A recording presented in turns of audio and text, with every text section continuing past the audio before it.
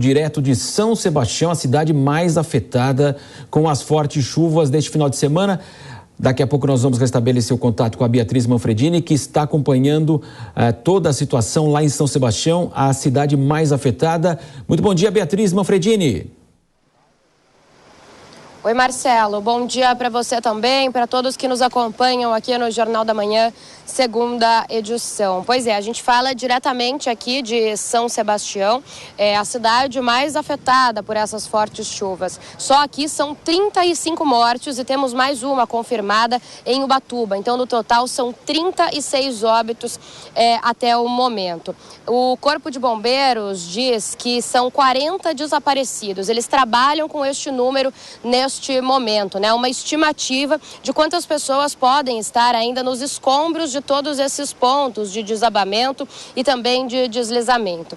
Além disso, outras 15 pessoas foram socorridas pelo Corpo de Bombeiros e estão ou em hospitais aqui da região ou sendo transferidas pelo helicóptero Águia da Polícia Militar para outros hospitais.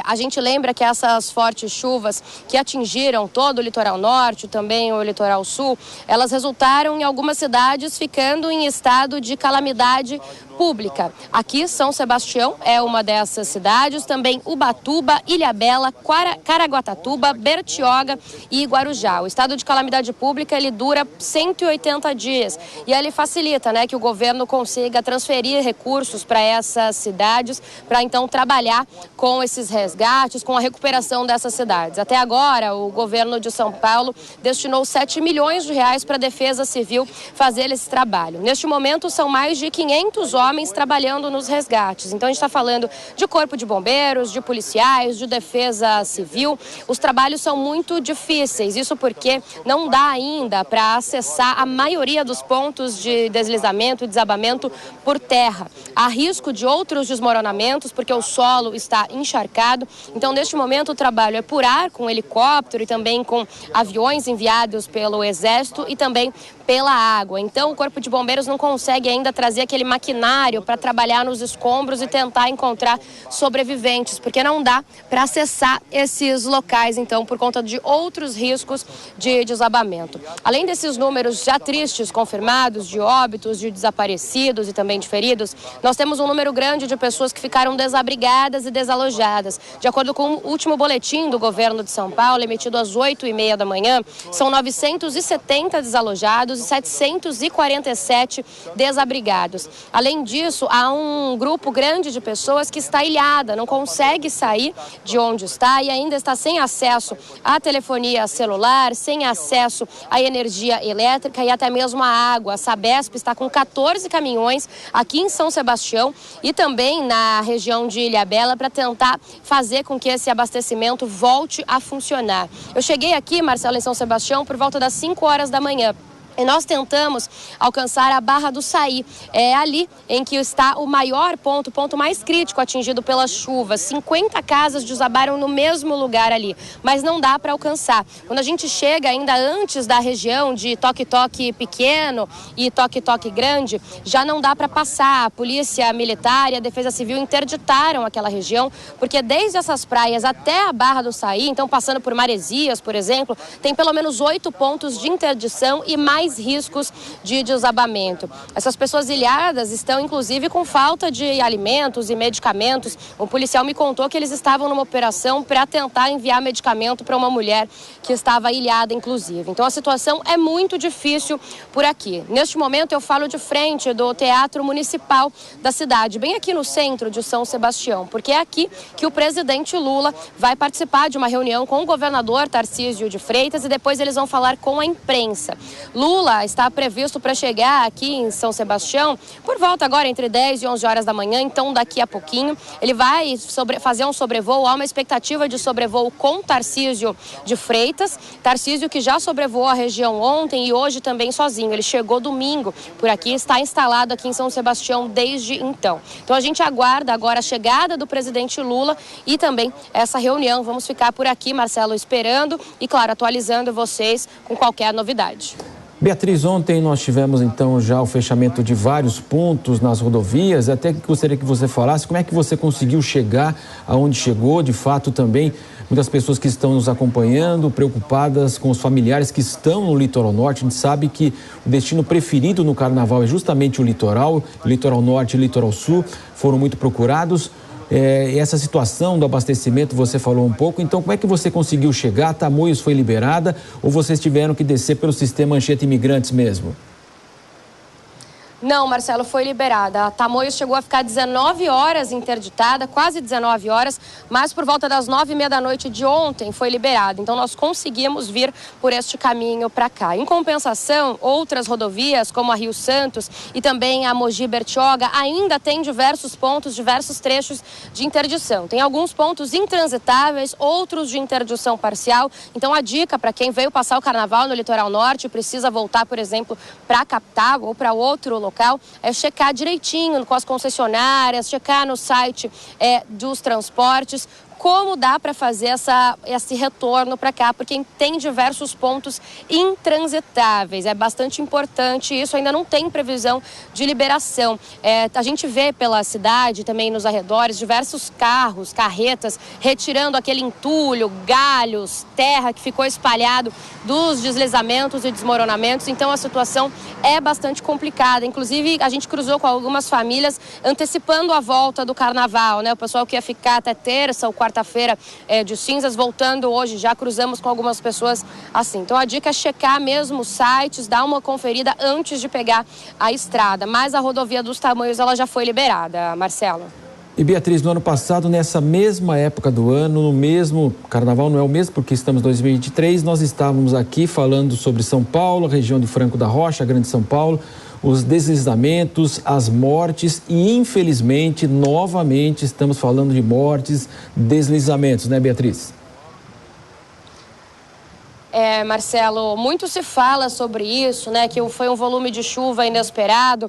Realmente, choveu mais em 24 horas aqui na região de São Sebastião do que o esperado para todo o mês de fevereiro. Claro que uma chuva como essa assusta, né, e pega as pessoas desprevenidas, mas é o que você falou, algo que a gente vê todos os anos acontecendo em diferentes localidades. Franco da Rocha mesmo, no ano passado, nós acompanhamos aquele deslizamento que matou, se eu não me engano, cerca de 20 pessoas, e esse ano também não teve desabamento, deslizamento lá, mas a cidade ficou debaixo de terra com muita lama agora em janeiro, né, com as chuvas. Então, claro, a chuva veio forte, veio num volume maior do que o esperado, mas falta resolução para esse problema, que é um problema anual, e não só aqui de São Paulo, né, Marcelo? A gente vê cenas como essas no Rio de Janeiro, no Nordeste, em todos os lugares do país. Beatriz Manfredini, diretamente de São Sebastião, trazendo as últimas informações. Claro que ela vai retornar ao longo da programação da Jovem Pan com mais informações. Ótimo trabalho, Beatriz. E agora eu quero convidar o Diogo Schelp para participar conosco aqui no Jornal da Manhã, segunda edição, para poder fazer toda a análise, né, Schelp? No ano passado estávamos falando justamente aqui da Grande São Paulo, choveu forte também na Bahia, em outros estados, e nós tivemos Petrópolis, né, no Rio de Janeiro, mais uma vez. Aqui em São Paulo nós tivemos mais de 40 mortes praticamente no carnaval, agora já são 36, 40 pessoas desaparecidas.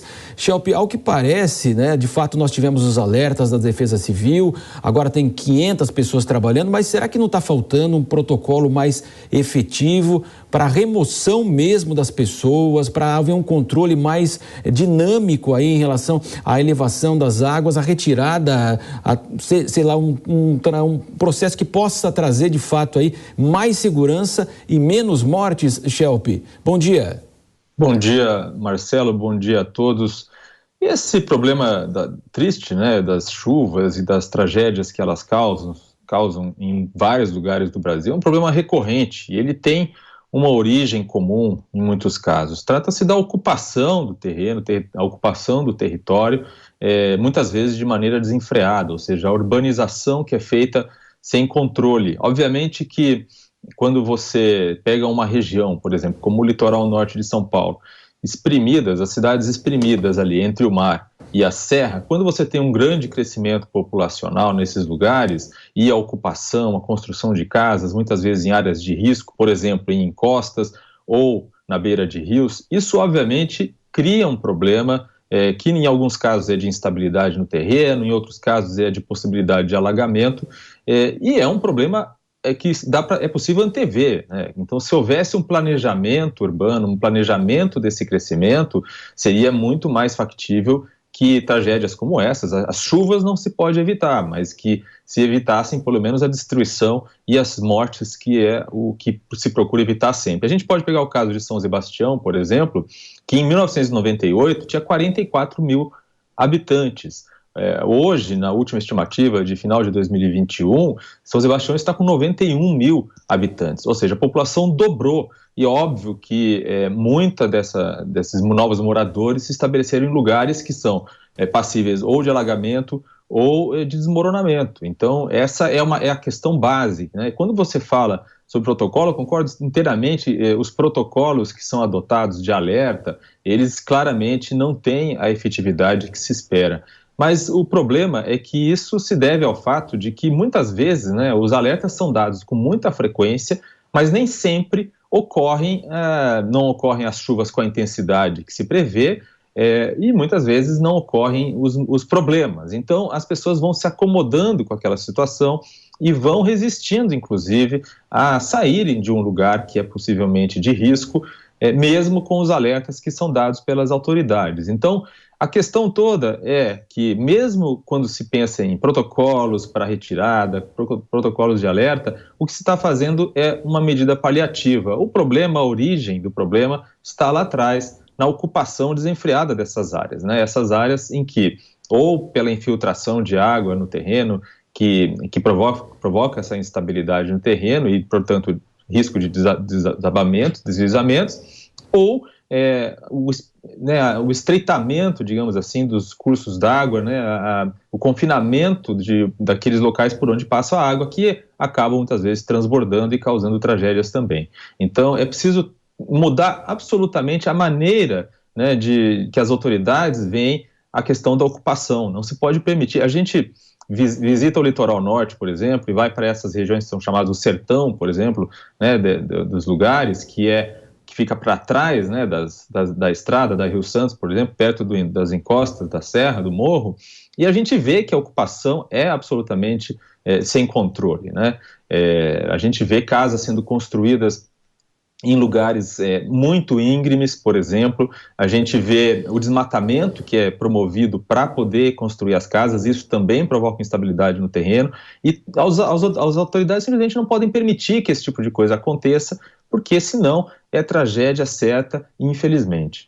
E falando até de protocolo, né, Schelp, o governador Tarcísio de Freitas cumpriu o protocolo de já seguir para o local, fazer o sobrevoo, a gente pôde acompanhar as imagens, e o presidente Lula também vai deixar a folga na Bahia e vai comparecer, nós vamos acompanhar aqui no Jornal da Manhã, segunda edição. É isso, né, Schelp? A gente espera também agora a interação, governo federal, governo estadual, nesse apoio, nessa ajuda, porque os danos são muitos, claro que as vidas permanentes, né? Quer dizer, mas de qualquer forma, a reconstrução aí do litoral norte e também do sul, nós vamos falar daqui a pouco também sobre o litoral sul, é preciso haver essa sintonia de fato.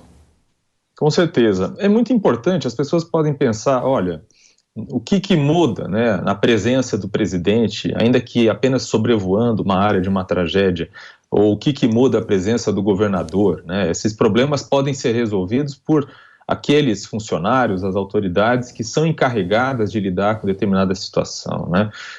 Mas é importante sim, porque isso passa, em primeiro lugar, a mensagem de que as autoridades máximas do país estão atentas para o problema, estão preocupadas, né, com a situação.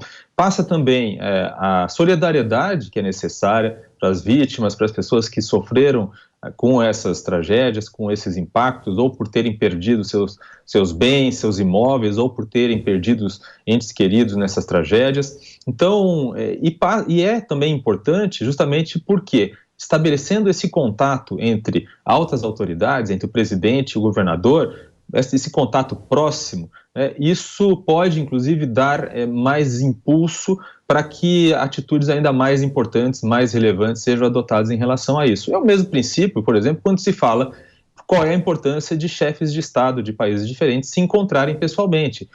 as questões, os acordos, tudo isso pode ser negociado entre os diplomatas, mas a presença frente a frente dessas pessoas é importante porque isso ajuda a estabelecer laços, ajuda a aumentar os laços, e isso vale, por exemplo, para esse encontro que vai ocorrer, provavelmente hoje, entre o presidente Lula e o governador de São Paulo, Tarcísio de Freitas. Duas pessoas aí, duas autoridades que cada um com a sua atribuição, tem como mobilizar recursos, mobilizar esforços para compensar, de alguma forma, a tragédia que infelizmente já ocorreu.